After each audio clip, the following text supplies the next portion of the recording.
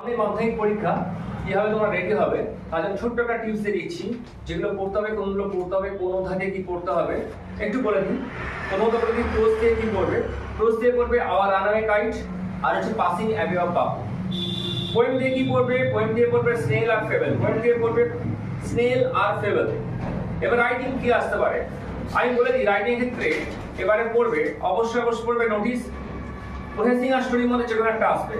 দুটো আসবে বলে আমি বলছি না, কখনোই আসতেও পারে নাও আসতে পারে। তোমরা অবশ্যই করবে প্রসেসিং, নালে কি করবে স্টোরি, আর করবে ইনফর্মাল লেটার। সাথে সাথে গ্রামারটা করে রাখি, আনসিন তো পাওয়া সম্ভব নয়, আনসিন প্র্যাকটিস করে যাবে। গ্রামারে শুনে নাও, grammar proper forms of verbs অবশ্যই দেখে যাবে, মানে প্র্যাকটিস করে যাবে। তারপর আছে আর্টিকেল প্রিপারেশন প্র্যাকটিস করে যাবে। ডু অ্যাজ ডাইরেক্টেড থেকে যেটা বলছি, ন্যারেশন দেখবে, ভয়েস দেখবে, ডিগ্রি চেঞ্জ দেখবে, আর হচ্ছে কমপ্লেক্স দেখবে সিঙ্গেল সেন্টেন্সের ওপর, আর ফেজাল প্র্যাকটিস করে যাবে। ঠিক আছে, এটা শর্ট সাজেশন ছিল আজকের জন্য।